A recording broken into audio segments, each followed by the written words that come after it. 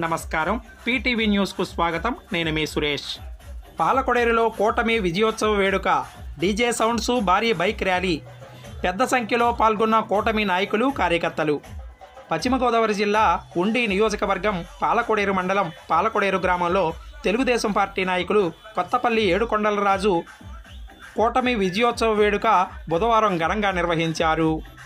ముందుగా ఏడుకొండలరాజు ఉండి నియోజకవర్గ కూటమి అభ్యర్థి కనుమూరి రఘురామకృష్ణరాజుకు స్వీటును తినిపించి శుభాకాంక్షలు తెలిపారు. అనంతరం గ్రామంలో డీజే సౌండ్స్, భారీ బైక్లతో ర్యాలీ నిర్వహించారు.